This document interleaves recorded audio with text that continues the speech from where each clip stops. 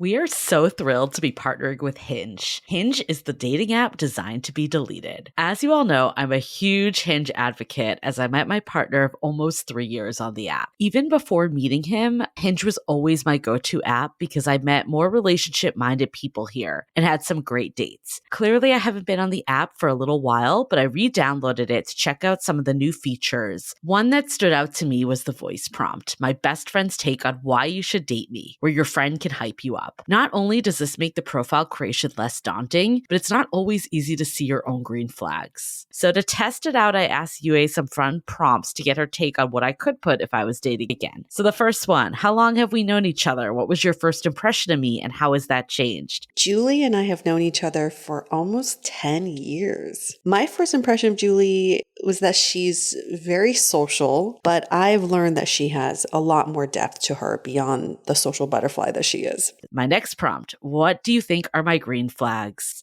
I would say she's deeply loyal. She believes in love, curious mindset, and she is fearlessly ambitious. And then last but not least, what kind of friend am I? Julie is the kind of friend who will always have your back, no matter what. Damn, that feels nice to hear. So download Hinge and try voice prompts today. Then find someone worth deleting the app for. Hi, I'm Yue Xu. And I'm Julie Kraftchick. We're active daters turned dating sociologists. Here to dive into everything modern dating and relationships. Welcome to the DATEABLE podcast. Hello, we are back because we never left. Another week, another time with us. What a lovely time we get to spend together as we talk about dating and all the things pertaining to dating and relationships. Someone asked me this past weekend, how long do you think people will be interested in dating for? And I asked the question back, when have people not been interested in dating? Right? Never. It just seems like even our parents' generation, my grandparents' generation, everybody loves talking about dating. And everyone loves talking about love. The larger vision of it too. I feel like there's never an end. I agree. It's not just modern dating. While modern dating is a beast of its own, it has a lot of aspects that people find mind-boggling and confusing. You're right. People talked about dating. There's men are from Mars, women are from Venus. Like that book is so old. Why Men Love Bitches, like those books, The Rules, like that was long before modern dating. There was clearly a market to even have those books in the first place. Because people feel like someone cracked the code. Yeah. And all they want to do is just follow this formula to find love. But what we've discovered on this podcast is there is no one way. There's just millions of ways, and you just have to find your own way. Similar to what we're going to talk about on this week's episode. Yes, this week's episode was such a good one because we actually had our guest Paola. She reached out a long time ago when we were looking to find, what were we calling them? They were going to be like our sample daters. In the field daters, yeah. Because Yue and I are not on dating apps actively anymore. We are researchers solely at this point. At that stage, like we say, dating never stops, even if you're the most committed of relationships. True that. But we were thinking it could be cool to have some people that were more in the field. And that being said, we're still open to this. Of course, 2 of the people that we were scoping for this are now in relationships. So this shit does work. But they did crack the code. Yeah, cracking the code is volunteering to be our in-field dater, and then you get a relationship miraculously. What? Or it's listening to Dateable for seasons on seasons. I would say that's cracking the code. But that being said, we reconnected with Paola, and she was in a relationship. And when I talked to her, it was really fascinating because she started off not wanting a relationship, wanting to be very casual. And we always hear people being like, how do I, make the situationship into something more? Or, they're saying they just want something casual, but I want something committed. Can it work? So I think this angle is always interesting. But then you layer on the fact that she's now just exploring non-monogamy for the first time with her partner, Jonah, who also was super casual, and now they're committed. We were just like, we need to talk to them. There's too much to understand here. Let's schedule them now. What works for them is that they had a mutual starting point, which is being casual and being exploratory and being open to what could possibly happen. What often causes friction is when two people do not have the same starting point. Yeah. One person says that they're looking for something casual when they're really not.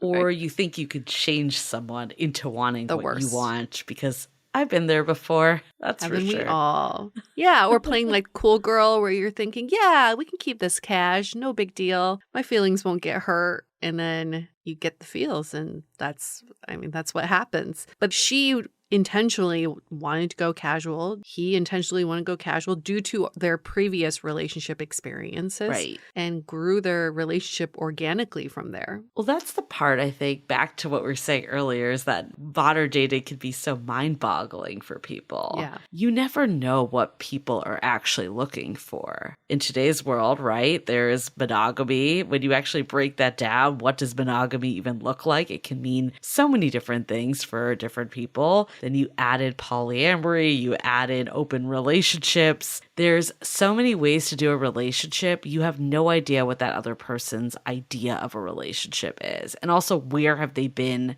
in the past? Because where you enter the dating world, we all have a past. And that defines what we're looking for so much. I know, even for me, like there's been times that I was back into the dating world after a breakup and I was like, yeah, I'm looking for a relationship, but I wasn't really. I was kind of just like recovering from heartbreak. So you just don't know where people are at. But you could wholeheartedly say you want to be in a relationship. Yeah. But you're not mentally prepared for it or ready for it. It's also relative too, because when you say relationship versus casual, what does that mean? Right. What you consider casual could be considered really serious for someone else. But that's why we have to get on the same page. It's not that getting on the same page. I feel like daters feel like, oh, on my dating profile, I just say I'm looking for something casual. And anybody who wants to match with me, we're automatically on the same page. You're not. You may not be speaking the same language. No, I 100% agree. I put this up as my Instagram post of in our corners, you and I have been kind of doing our own revelations as we've been working on some secret projects, but also just reflecting on this podcast. My shower thought revelation was we always want to DTR and define the relationship, but what does that actually even mean to us? Yeah. We never define what a relationship means. Like, I know for me, and the language we use is so important. I remember for years being like, I just want to be crazy about someone. Well, that's what I got. Someone that made me Careful crazy. what you wish for. Yep. Be careful what you wish for. It's hard. There's just so many different ways you could define a relationship, so many different ways you could define a non-relationship and still have a relationship. Back to this episode, even as casual as they were in the beginning, you'll see that it was still a relationship.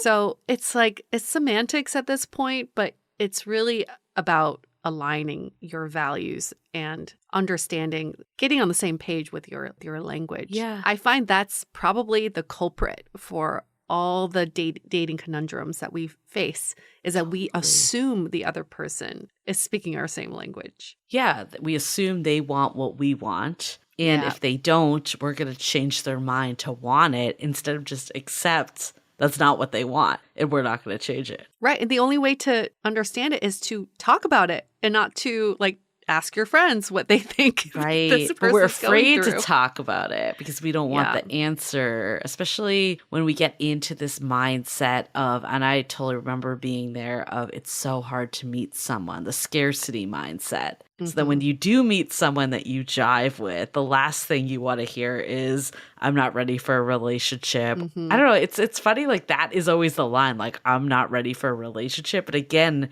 it's so broad. Like, just relationship is the broadest term. Like, maybe you would be ready for whatever that person is proposing. It's so hard to know. I know, exactly. What do you mean by relationship? What does that look like? How are we spending our time? Yeah. Right. And that could be so different. It can encompass so many things. My relationship of 2 years, that wasn't really a relationship the last year. But surface level, you're like, yeah, they're in a relationship. But emotionally, we weren't. Yeah, I feel like until this current relationship I'm in, I have been in relationships, but they felt very independent. Like I was doing my thing. It's kind of like you're in this forever dating phase, even though you've defined it. Say you're boyfriend, girlfriend, or girlfriend, girlfriend, boyfriend, boyfriend, whatever. But you're not accounting for the other person and doing a life with them in any way. Yeah. That I think is a very different relationship. That's why it's always like when people are like, yeah, I have been together with this person for 6 months. What does that mean? Do you see them like once a week? Do you see them once every month? Do you see them 6 times a week, 7 times a week? Like that's all very different. Yeah. How you're spending that time is so important. It's way more important than like the time spent together. And I also realize when you and your partner, or it could be someone new you're dating, decide on something together, change is gradual and you have to be patient with that change and kind of go with that change. What I'm going through right now currently with my partner is like we're trying to merge more of our lives together. And I used to think once you say that, you just do it. You just you do the thing. I don't even know what the thing is, but like something changes drastically. But what I realize is I need the time and space to take this slowly. Yeah. We're just clearing out his apartment this weekend and I'm getting a little bit scared about it. And I think that's normal, but it's like, oh shit, we're doing this.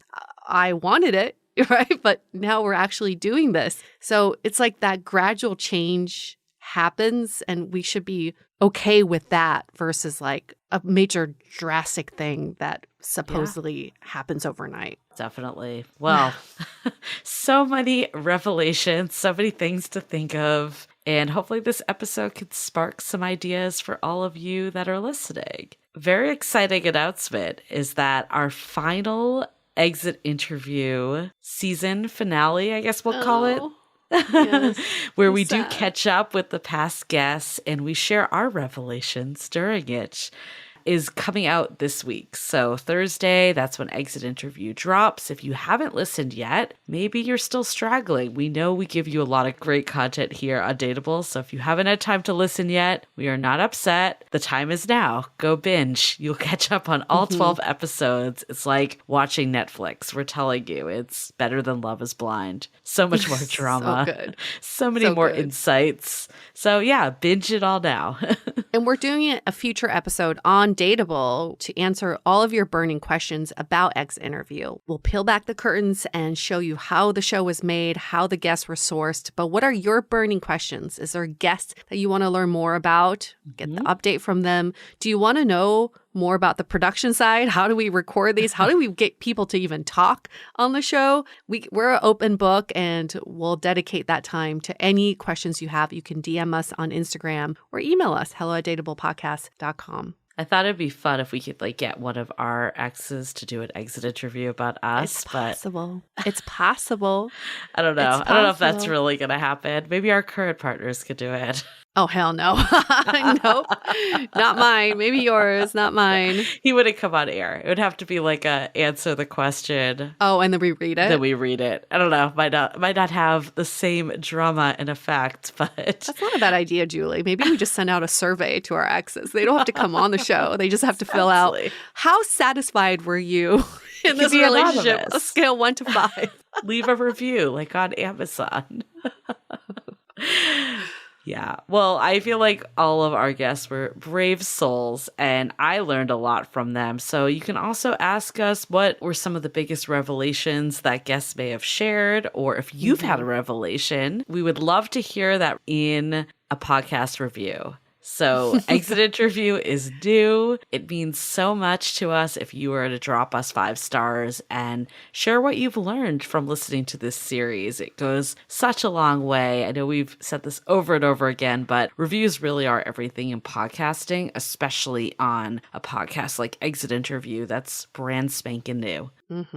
Okay. Well, before we get into it, let's take a minute to hear from our sponsors. This episode is sponsored by BetterHelp. Getting to know yourself can be a lifelong process, especially because we're always growing and changing. I recently learned that I can get triggered because I jump to conclusions, but I could avoid that if I could just pause and seek understanding of what is being said to me. Therapy is all about deepening your self-awareness and understanding, because sometimes we don't know what we want or why we react the way we do until we talk through things. BetterHelp connects you with a licensed therapist who can take you on that journey of self-discovery from wherever you are. Therapy has helped me unlearn from my past and forge a new path that benefits me better. My therapist makes me feel like I have a cheerleader who is always rooting for me. If you're thinking of starting therapy, give BetterHelp a try. It's entirely online, designed to be convenient, flexible, and suited to your schedule. Discover your potential with BetterHelp. Visit betterhelp.com/dateable today to get 10% off your first month. That's BetterHelp, HELP.com/DATEABLE.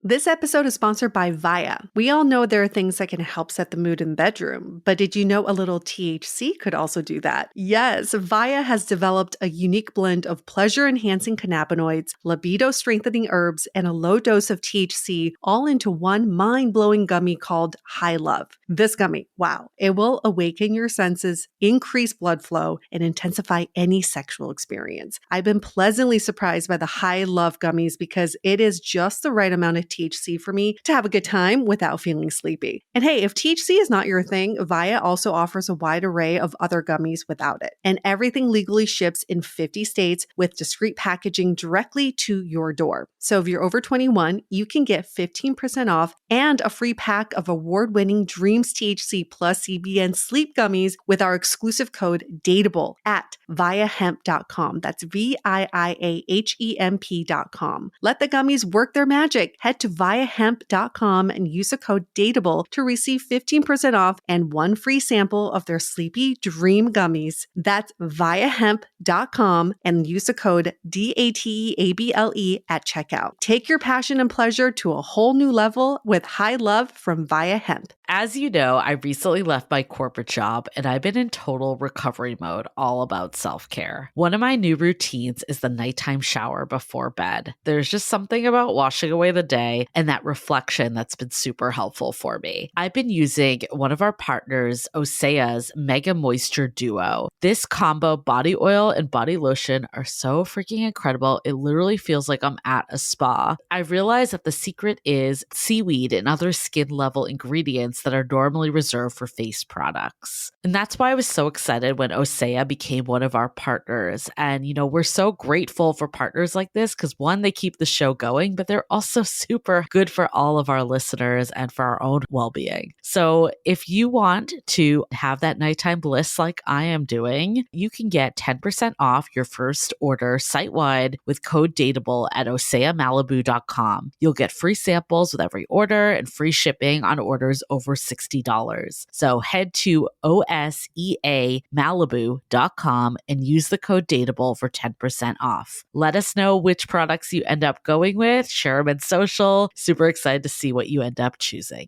This episode is made possible by Armoire. Armoire makes getting dressed easy. With a clothing rental membership from Armoire, build the perfect wardrobe with brands that are high quality, unique, and recommended just for you. All you have to do is take a 5-minute style quiz and select items from your dynamic, personalized closet. The styles show up at your door in as little as 2 days. Then when you're ready for new clothes, just swap them out. Listen, I live in Southern California. There is absolutely no need for puffer coats or any sort of those winter jackets. But when I travel anywhere else in the world in these cold months, I'm often burdened with the task of getting winter clothes. And now with Armoire, I can just rent my winter wardrobe. It's brilliant. Right now, our listeners can give Armoire a try and get up to 50% off their first month. That's up to $125 off. Just visit armoire.style/dateable. That is armoire.style, spelled ARMOIRE.style/DATEABLE to get up to 50% off your first month and never worry about what to wear again. Try Armoire today. Okay, let's hear it from Jonah and Paola.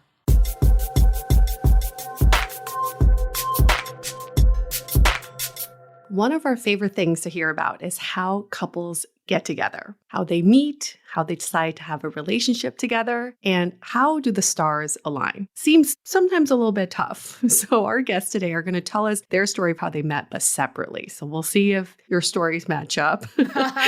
A lot of times it's like, where were you when you met and how did you decide to commit to each other? So first we've got Paola. She is 35 years old, from New York, originally from San Diego and Honolulu, two of my favorite places, and in a non-monogamous relationship. How are you, Paola? I'm good. Thanks for having me on. So when you met Jonah, where were you with relationships? What was your mindset like? I had met Jonah in May 2022. And at this point, I had moved to New York in March. And the month prior, so February, I had broken up with a partner I was with for a little over a year. We broke up the day before Valentine's Day. It was awful. Wow. And yeah, so around the time when Jonah and I had met, we had met on an app called Field. Mm-hmm. I was definitely not ready for something serious, but was also really wanting to date and get out there, especially in a whole new city. That's where I was at.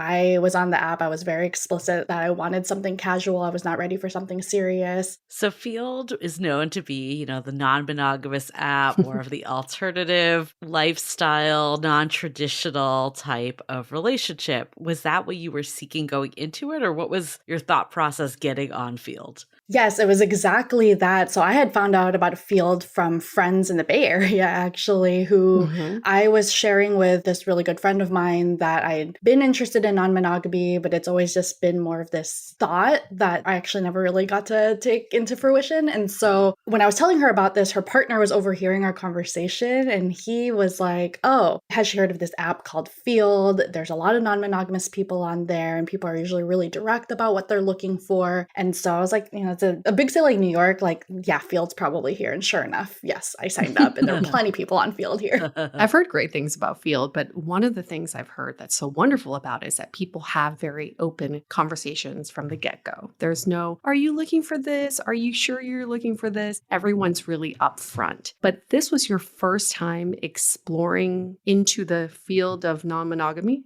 Yes. And I think, at least my experience with Field, that it's full of people who are also exploring these things for the very first time. So when I met Jonah, it was he was kind of in a very similar boat, had also just gotten out of a long-term monogamous relationship, had only been in monogamous relationships before, and wanted to try non-monogamy. So tell us about meeting Jonah on the app. Take us through it if you were to go back. You've been together now for what you said, about a year? Yeah, it'll be a year this May. So coming up real fast. So we matched, and from what I remember, he on Field, like with many of the apps, you can like ping someone, which you either have to like pay for the subscription or to be able to do that. So I remember so that person pops up on the app compared to all the other likes, right? And so I got a ping from him is what I remember. And I remember his opening message was just very direct. It was like, hey, you're really cute. Do you want to go get dinner sometime? Like he wanted to get straight out of the messaging and into the date. And that also tends to be my style. And he ended up being the second person I went on a date with from Field. And we got dinner and I thought we hit it off like immediately. And were you both in the mindset, or I guess talk to us about your mindset first. You're not looking for anything serious. You're exploring non-monogamy. You're on this first date with Jonah. What are you thinking? Are you like, oh, let's see what we can explore together? Yeah, my mindset was, again, like I wasn't in any rush to get into a serious relationship, that I really wanted to explore non-monogamy. And I was very curious and excited to see people who are also trying to explore this as well. And so as we were talking, it just felt like just kind of like a normal first date. Like I thought we were hitting it off a lot. There were moments in that first date, especially like toward the end of it, where I remember feeling like initial anxiety for like, wait, this was going like really, really well. What if there is long-term potential here? What if this can be serious? And like, I'm messing it up by like starting it off casual. But those fears like went away really quick. I was like, that's like silly. So you put him in this casual bucket because of where you were in life, that you weren't looking for anything serious. Mm-hmm. How did he start to come out of this? Like, what us through like how your relationship progressed that made you think like, okay, this might be more. We were both very clear from each other and we were constantly reiterating to each other for what I would say at least like those first few months that, this is casual, we're looking for something casual. At the same time, we were going on real dates, first of all. Like this wasn't just like going to each other's homes and just like hooking up. We were going out to dinner, we were going out for drinks. Like he took me on the ferry for the first time because again, this is like a very new city for me. And I felt like it was just really fun to like really explore this with someone. So on one hand, like to me, it felt like real dates. Like it didn't really feel that much more different than when I am dating and like wanting a serious relationship. But things were starting to shift around like, yeah, it's probably around the 3-month mark. At this point, like I was still dating other people. I was sure that he was dating other people as well. But I started getting some anxiety around, I was like, wait, I could see this as being something more than casual. Maybe not yet because I feel like I'm still not ready, but I could see that going that direction. But is he on that same page or is he viewing this as like, no, this is going to be casual forever? And I remember having that conversation with him like about 3 months of dating. And then he said, no, like I could see this going somewhere else. But yes, I'm not ready for that yet. How did you make the shift from, because you were just saying, oh, I started feeling like this could be something serious, but those silly feelings, I wanted to stop feeling that way. How did you go from kind of like a state of denial of wanting something more serious to I do actually want something more long term? God, that's such a good question because we both were like, again, we're still non-monogamous. We were non-monogamous then. And this is also both of our first times going through it. So for me, one of the things to wrap my head around was in monogamous relationships, typically serious means exclusivity. It was like months were passing. I was like, okay, this is not going in that direction. For me, it just ended up being probably like several months in and like just realizing like, oh, I'm in love with this person.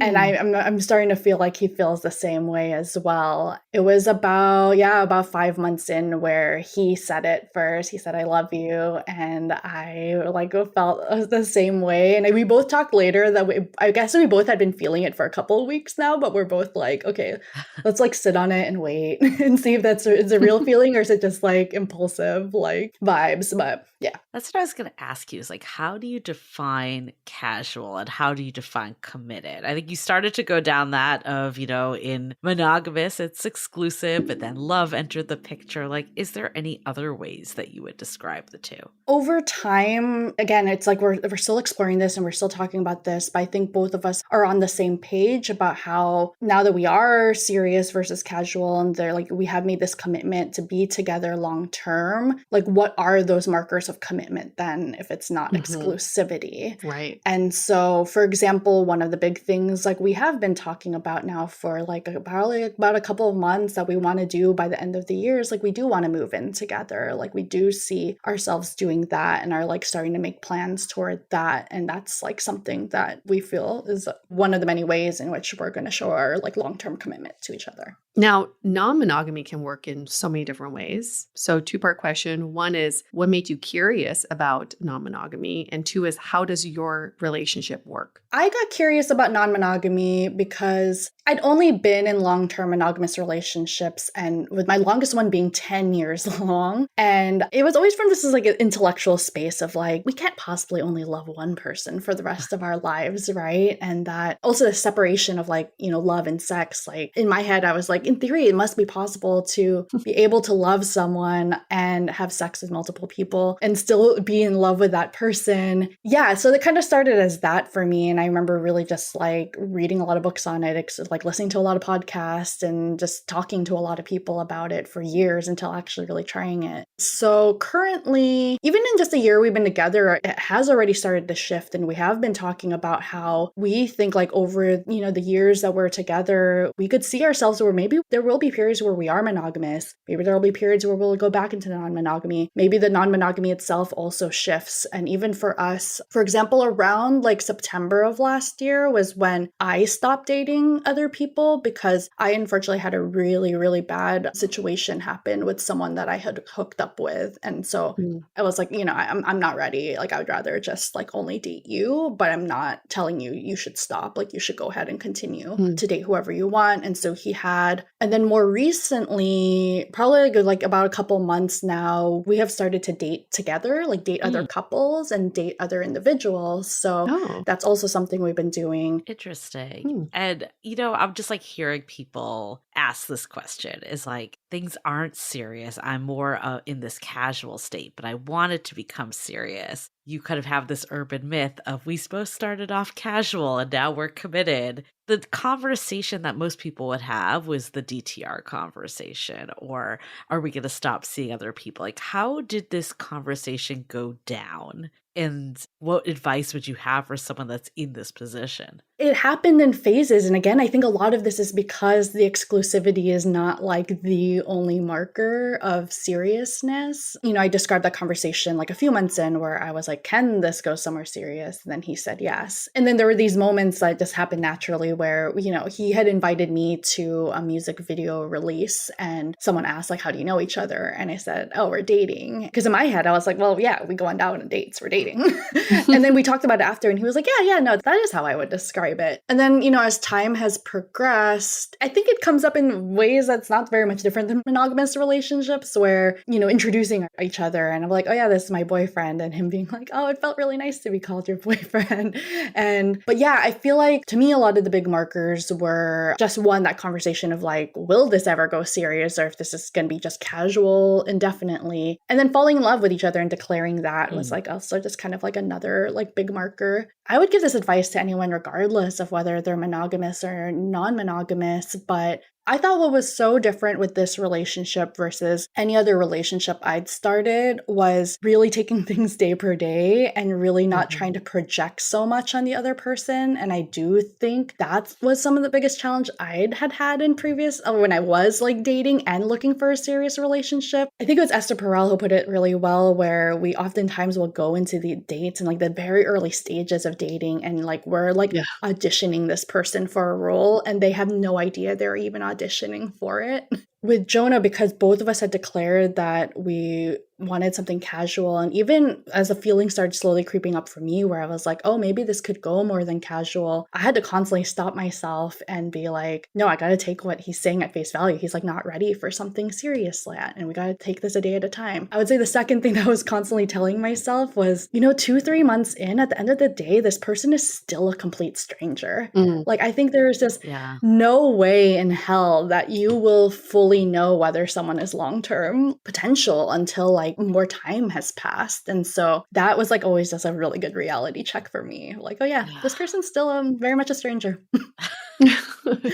That's actually a really great perspective, and also just keeps everybody realistic about what dating really is. I mean, you are mere strangers coming together. In comparison to the lifetime that we've been alive for, you and your partner have been together the shortest amount of time. This is really just an opportunity to get to know each other. What I'm hearing you say that is, I think, so helpful for anybody dating is, what are the markers of commitment? Because we have the societal markers of commitment. And so many of us struggle with that. Is it like these milestones that we have to hit? Is it the 3-month mark? We have to DTR, and then it's meeting the parents, and then it's getting married, etc. But you're saying the marker of a commitment for you two, even though you're non-monogamous, is that your relationship keeps progressing and that you keep building upon it with each other. Now, what are some of the rules of engagement for you two when it comes to what does infidelity look like? We have been, you know, even just our openness around talking to each other has progressed over time. Like, I would say, like, the first several months of us dating, we kind of had this unspoken of agreement where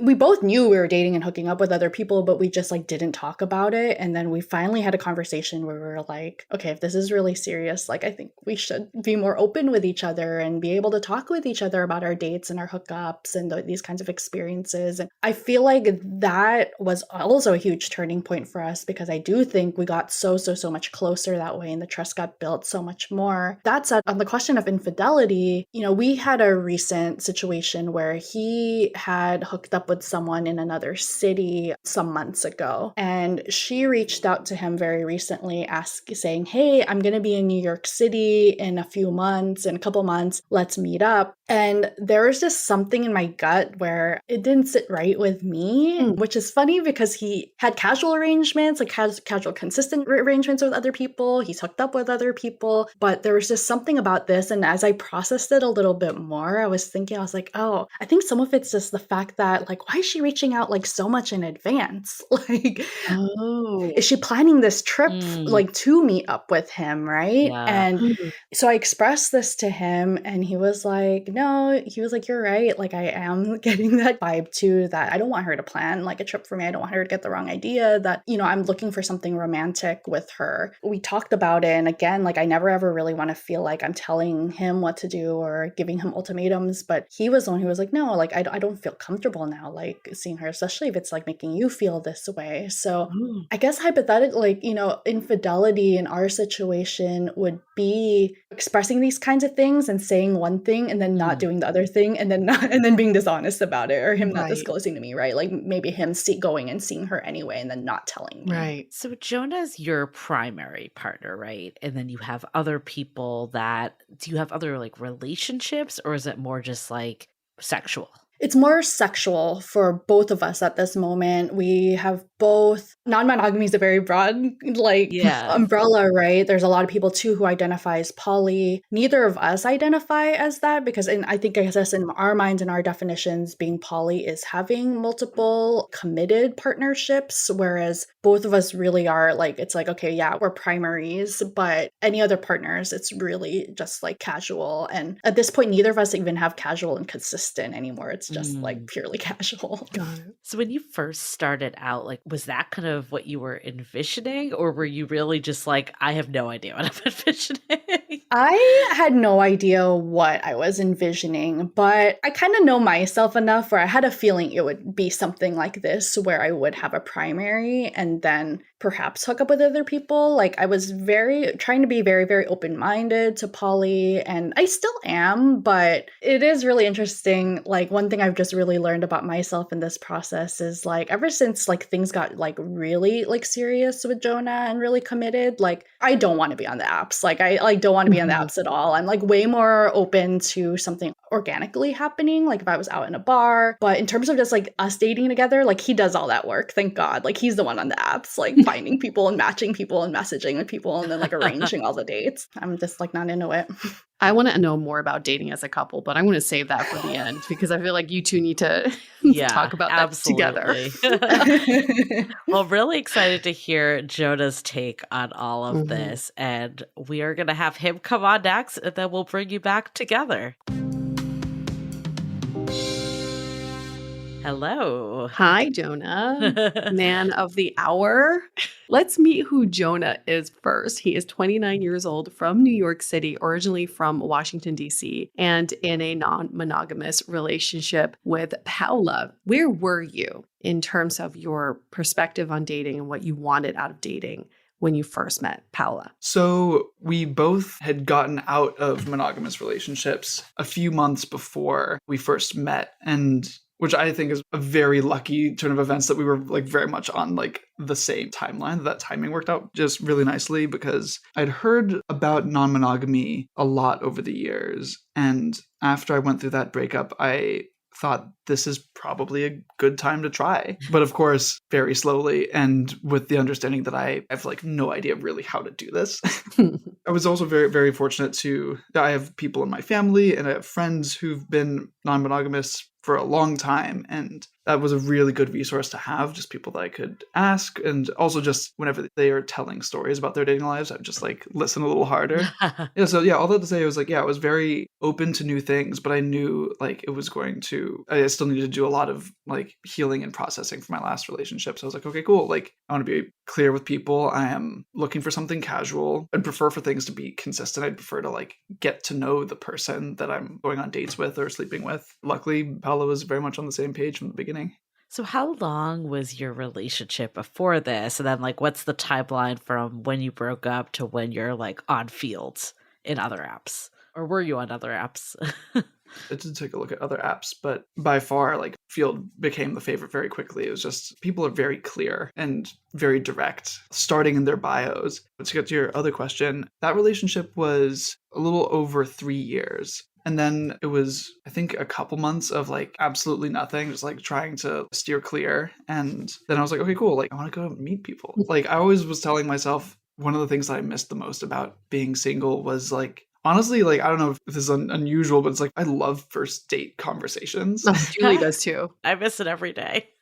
Yeah, exactly. It's every And- day. Maybe I should be non-monogamous. Just kidding. And I was like, okay, cool. Like, I met this cool person. Even if it's totally clear that there will not be a second date, that nothing's going to happen, I was like, this is an interesting person that I probably would not have met in any other context. Mhm. And it being a date, you do share a lot with somebody. And I was like, okay, cool. Like, I can respect this person and move on from that. I was very ready to like get back into that. That was something that I had definitely missed. You said something that I just want to clarify. You said in the beginning of dating, you wanted something casual but consistent because you wanted to get to know people. How do you help people understand what consistent yet casual means? Because to me, if I'm spending consistent time with someone, it's going to get a little serious. Totally. And I had a situation years ago where I started seeing someone and we had a very explicit conversation, like, we're going to try and keep this casual. At the time, I thought this was a mistake on my part of, like, we would have these explicit conversations saying we are casual, but then we would, like, do a lot together. We'd spend a lot of time together and, like, exactly what you're saying. Inevitably, like, it starts to feel more serious. And so for a long time, I worry that in that situation, I was in a way giving mixed signals where like our conversations were very much like, hey, we're going to keep this casual. But then it was like, okay, cool. We're going to like lay in bed for a long time and, oh, let's go for a hike or something like that.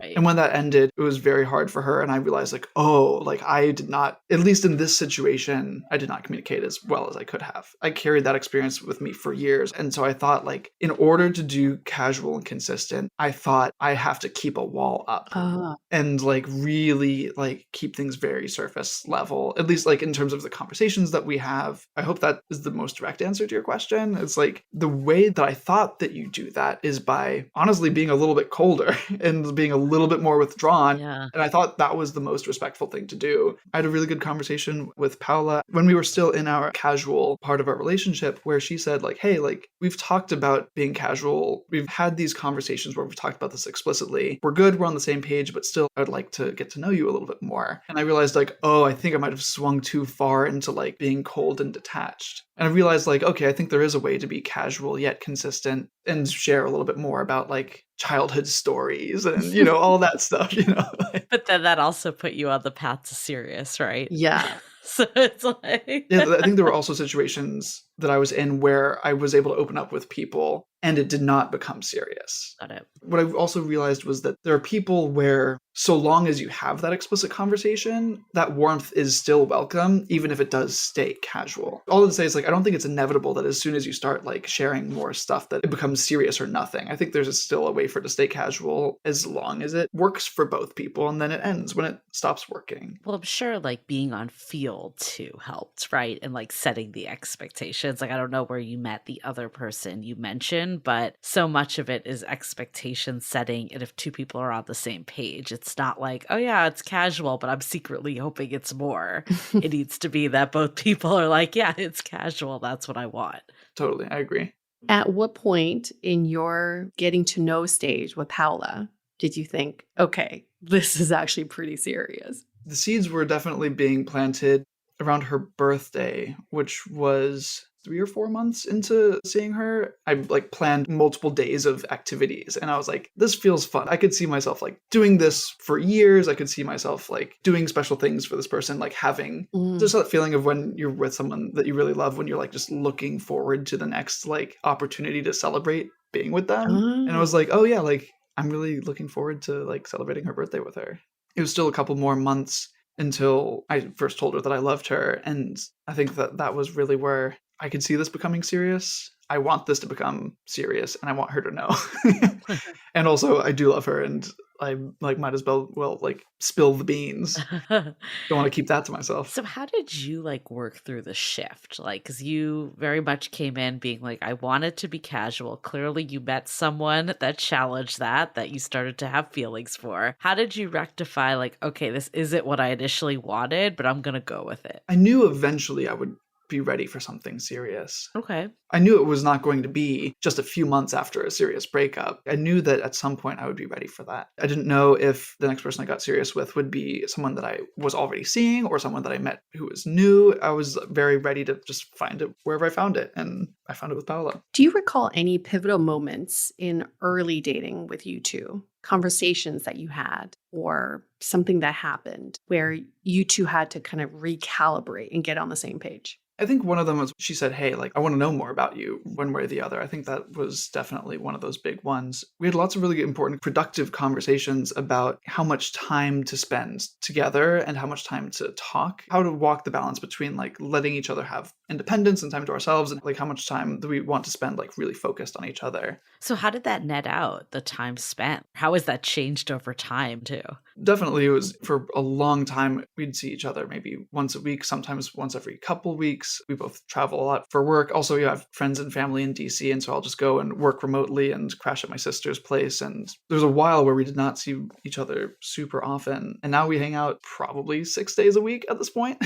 A part of that was just like gradual and just slowly, just like the sort of subconscious thing where it's like, what am I going to do with my time this week? It's like thinking of her more often and start just texting her and be like, okay, let's do this thing on this day. Like a part of it's like sort of like subconscious, like, okay, I think about her more often, so I'm going to make more plans with her often. I'm going to see her more often. But we did a couple of vacations most recently. This is like sort of like towards the end of this process of spending more and more time together, but we did almost a full 2 weeks of being totally inseparable. We went to Hawaii where she lived for a long time, and that was almost a full 2 weeks of being pretty much inseparable. And we were like, there's no reason not to keep this going in New York. Like, Yeah. it's like everybody has their own level of introversion and extroversion. So it's like, I was totally open to being like, okay, cool. Like we can do a week nonstop together, but then one of us will just kind of want to go sit and read on their own for a while, but we were having a blast the whole time. So it's like, cool, like let's hang out constantly. What have been some contentious topics for you two? Do you remember your first conflict, what that was about? We had a couple different times towards the beginning that were about spending time together and spending time talking. Essentially, there were times where I would just like go cold and not text her back for a little while. We had different expectations at one point for how much to stay in contact. We ended up having to find a middle ground that worked great for us. And in the end, it was like, it doesn't feel like a chore by any means to talk to this person. Like I was having it.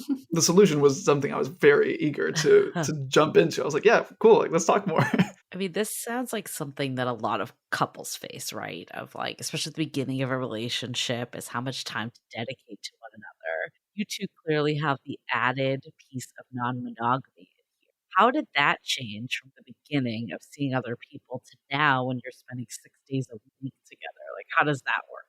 For a long time, we were trying to figure out how much do we want to know about what the other person's up to. We were both super new to non-monogamy. We didn't know what are the best practices for like how much to share about dates that we're going on. But yeah, no, of course, like the more now that we spend so much time together, it's like the only policy that works is knowing everything that's going on with each other.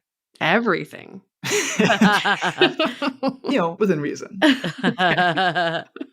This episode is made possible by Badlands Pets. As you all know, Mojo, my precious baby, is the reason why I found love in the first place. He made me feel love again. So I would do anything to ensure his health and longevity. And actress Katherine Heigl and I have that in common. She's helped save over 16,000 dogs through her foundation. And after doing a ton of research, she feels there's one place we can look to improve any dog's health, and that's their food. So fortunately, she found that just by adding a few special superfoods to her dog's food, she saw huge transformations in their health. So she's made a 20-minute video explaining step by step how anyone can do the same thing to see incredible changes in their dog's health. I've definitely re-looked at what I'm feeding Mojo and making sure that, hey, he only has one life to live, and I want to make sure it's the best damn life. So if you want to keep your dog healthy and happy, go to badlandsfood.com/dateable and watch Catherine's video right now.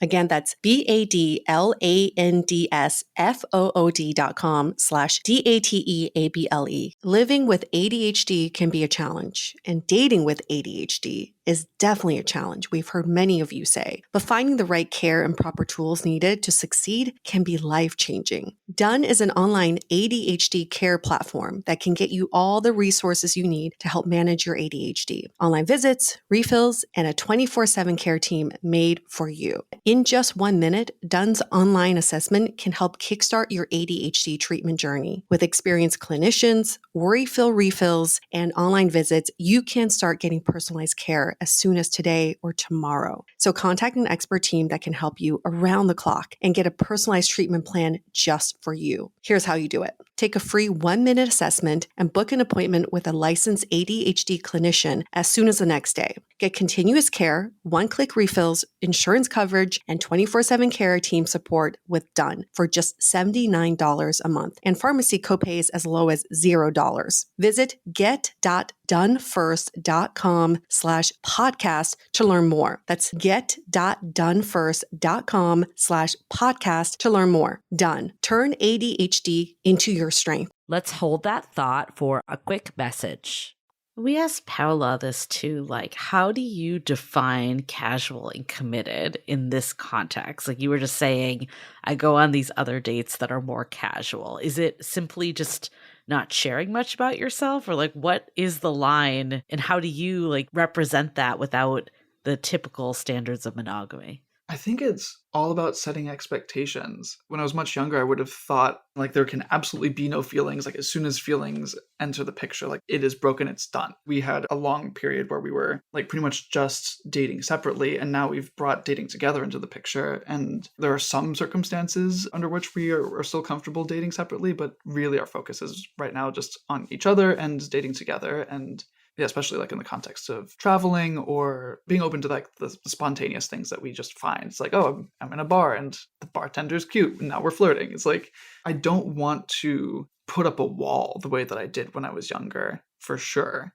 Do you tell people about Paola that like she's your primary partner? Is that a way also? Yes. Yeah. At this point, I'm just on field, and one of the nice things about the app is that like her face is right there at the bottom of my profile. It's like, It says that we're linked. Like everybody is immediately on the same page, which is a really nice part of that. I would love to get you two back together because we have some questions for the both of you.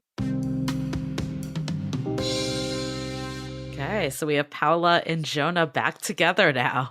This has been so interesting to hear from both of you and just how things have progressed with the two of you. And I think the like commonality I've heard through both of your stories is that you both kind of went in with little expectations, but just genuinely liked each other as people. And we forget that so often with dating when we're trying to make things go a certain way, that ultimately we just want to spend time with a person that we enjoy.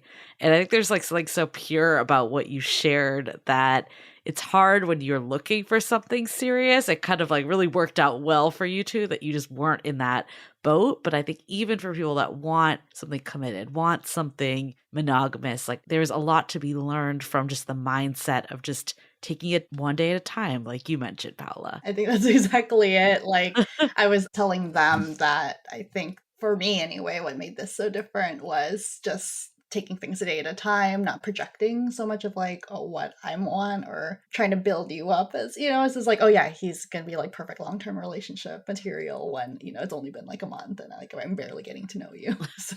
There's just so much communication between the two of you because I think there's just a lot of alignment that needs to be done in any relationship. But you two came into this wanting to be on the same page and making an effort to be on the same page, which is what so many relationships could use, even if it is a casual relationship. Both of you have talked about how the casualness of your interactions is already laid out and you know what that means. And the seriousness is also laid out. There are just no questions. But I have questions. I have questions about, let's get to the first question that I wanted to ask earlier, but I couldn't. I want to get both of you together. Dating as a couple, what does that look like? How do you do that logistically? We can create a whole show around this, but just really high level, how does that work? Well, I already began telling them that you do all, because like I don't like being on the apps. I remember one way you put it, like dating in some ways is like a hobby for you. Like you actually really enjoy being on the apps and setting these dates up. So you could go.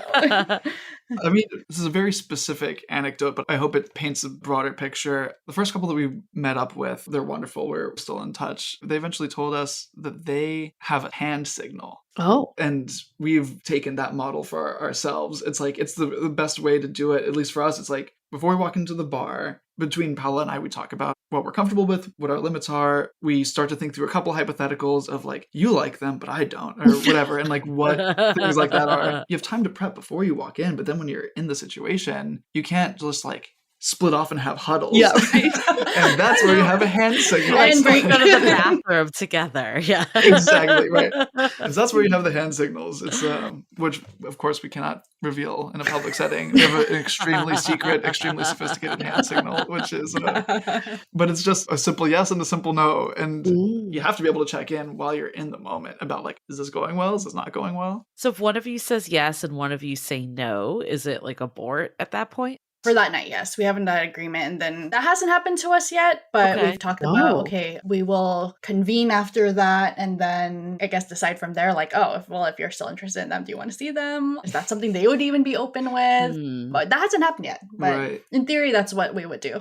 Because we could disagree. One of us could say yes and the other could say no for a number of reasons. It could be just something as simple as attraction, or it could be one of us saw a red flag that the other one missed. Because if it's that, clearly neither of us are going to see them again. But if it was just an attraction thing, it's like, okay, cool. Like you like them and I didn't, feel free to go. The second date can just be you and them. If like, that's something that's on the table for us. And if there is unanimous yes, what happens next? How do you even know orgy? that couple feels the same way? It's interesting. It's like someone has to take the lead. Right.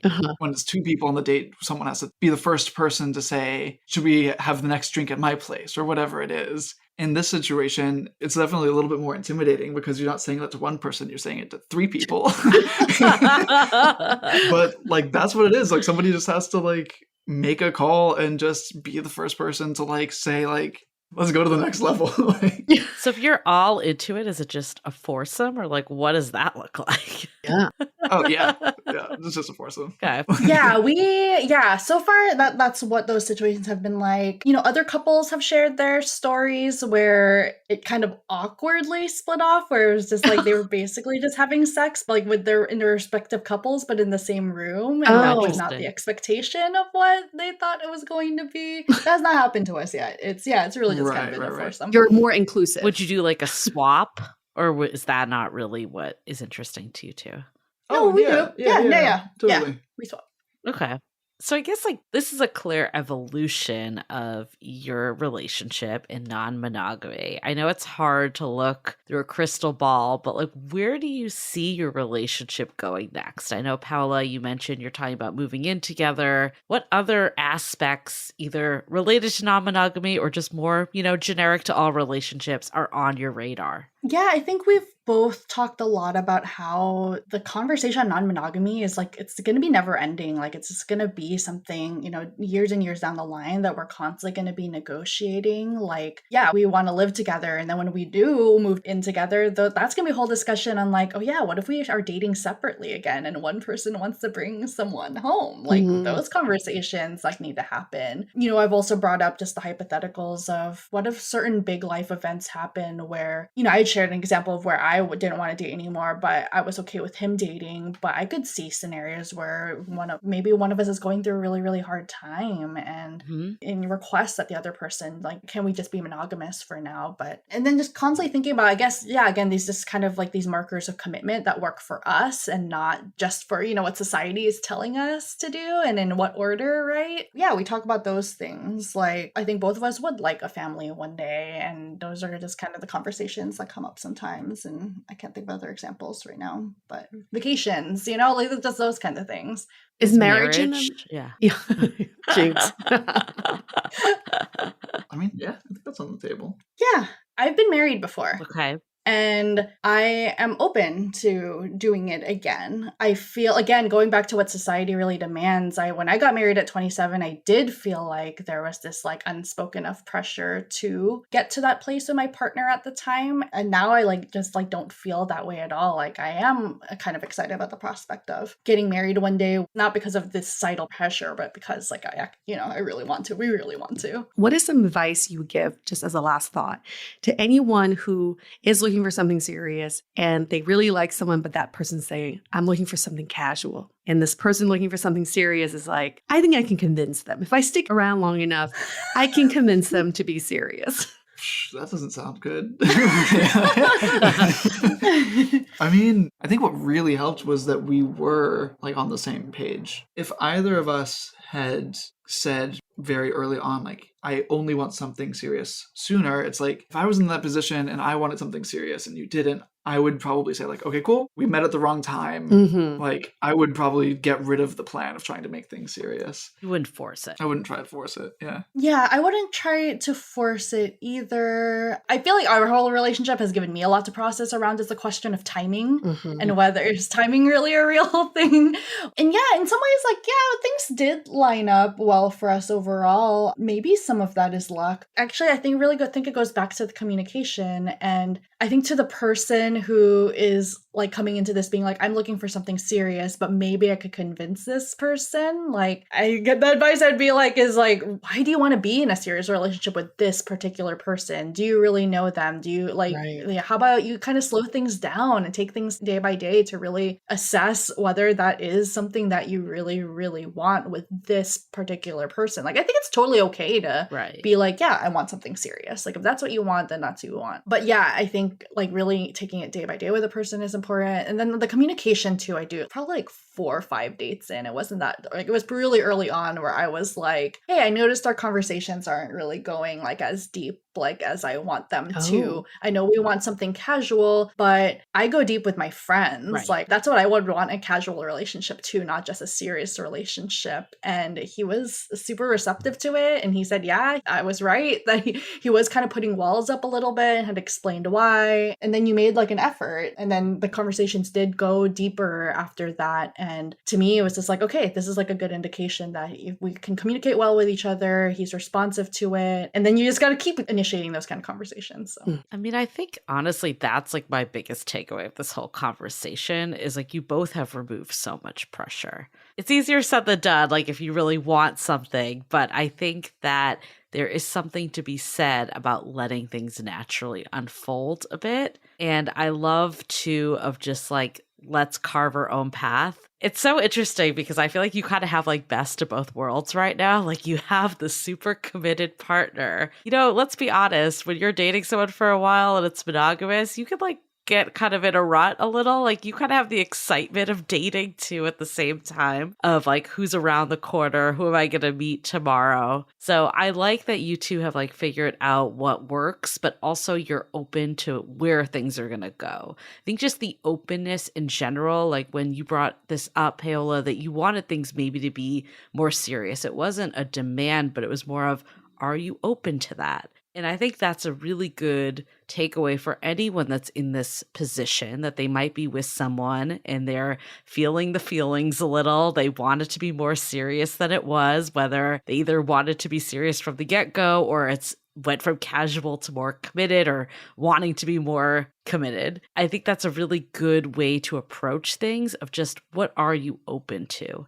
It doesn't need to be a decision today, but is this something that we can grow into together? So that's kind of my key takeaways from this conversation. Exactly. When you both came into this relationship wanting something casual and non-monogamous, that translated to me as saying, I just want to throw the rules out the window and see what happens. What you were actually looking for is I'm looking for someone to create a relationship with. And that's exactly what you two did. You did it your own way, in a way that works for you. And so many times when daters date these days, they come in with this mindset of, I'm looking for a relationship. I'm looking for hookups, like something so concrete.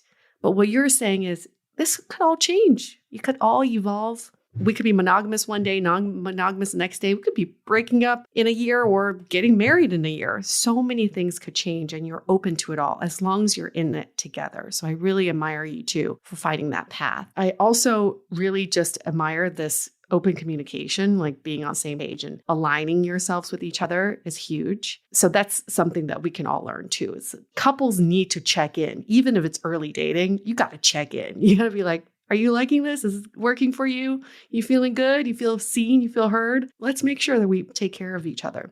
Are there any other takeaways? I know you are living and breathing this story, but from having this conversation and reflecting back, or any other words of wisdom you want to share? I think maybe one thing that's on my mind is just one of the points you were just making about like having the best of both worlds. We get that committed like relationship where we don't get the lull of monogamy. I mean, we both are reading we're reading Esther Perel's Mating in Captivity, and she talks both about monogamous and non-monogamous relationships, but she says like even the monogamous ones, right? Like being able to kind of foster that desire means like also just like, living your separate lives. And I think that is where non-monogamy perhaps that kind of makes that easier, where you by dating other people or hooking up with other people or having other partners, you kind of like retain some of that separateness and not that codependency or like that enmeshment that tends to happen in monogamous relationships. But I do think that's possible in monogamy to have that, because the sex is great when with other couples and like with other like individuals, but it's also been amazing with just us two too. Like this is like by far the best sex I've ever had, like in any like relationship. But I think a lot of it comes down to, it's just the basics, the communication, it's all that. Yeah, I would second that for sure. It's like borrowing, I believe, is an Esther Perel concept of like the threat of the third to like